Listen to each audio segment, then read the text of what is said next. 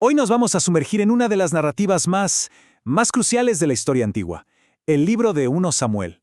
Es la crónica de cómo nace un reino, nada menos. Forjado entre crisis, ambiciones y, claro, la intervención divina. Y esa es la gran pregunta, ¿no? ¿Cómo se forja un reino? Esta pregunta, que es viejísima, está justo en el corazón de 1 Samuel. Es la historia de cómo una confederación de tribus, medio desorganizada, se transforma a través de mucho conflicto y profecía en una monarquía centralizada. La historia arranca en un punto de inflexión. El sistema que tenían, el de los jueces, se estaba cayendo a pedazos.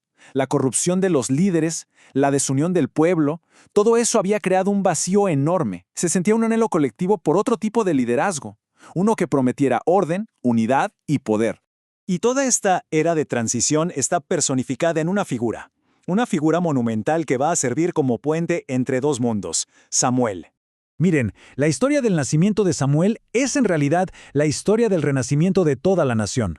La esterilidad de su madre, Ana, es un símbolo potentísimo de un Israel que como que había perdido el rumbo.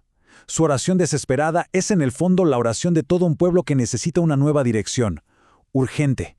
Esta cita, la verdad, captura perfecto quién era Samuel. Se eleva por encima de toda la corrupción de la época anterior. No es solo un juez más, es un profeta, un canal para la palabra divina, y es él quien va a guiar a la nación en su paso más arriesgado hasta ese momento. Pero claro, ni un líder como Samuel es inmune a la decadencia. El pueblo ve que los propios hijos de Samuel son corruptos, que no siguen para nada los pasos de su padre, y ahí es cuando toman una decisión que lo va a cambiar todo.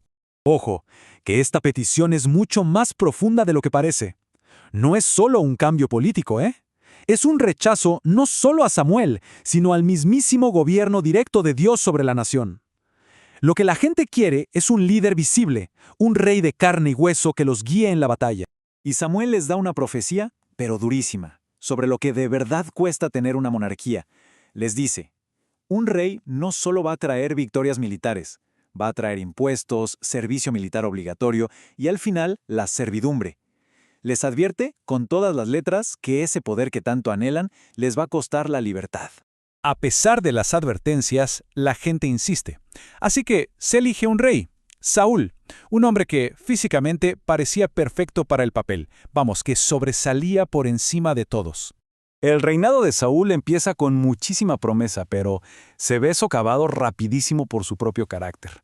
Su destino va a quedar sellado por dos momentos clave, dos actos de impaciencia y desobediencia que van a ser fatales. Y estas dos acciones revelan la gran falla de Saúl.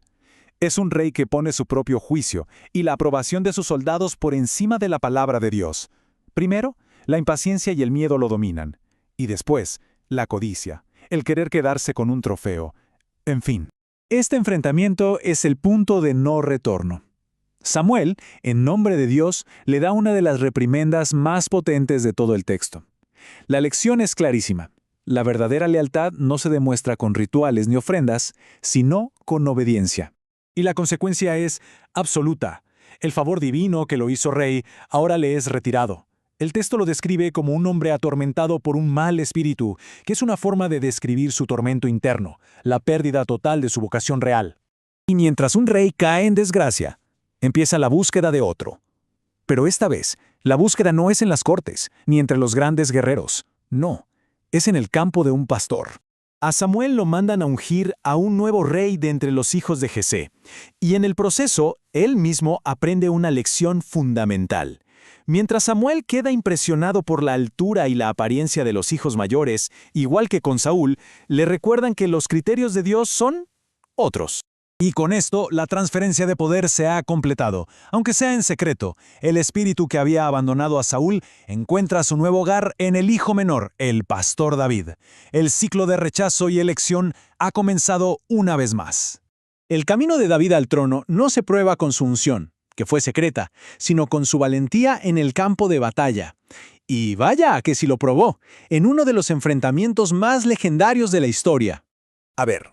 El ejército filisteo presenta a su campeón, Goliat. Los números son abrumadores. Su sola presencia física es un arma psicológica brutal que aterroriza a todo el ejército israelita, incluido el propio rey Saúl, que está escondido en su tienda.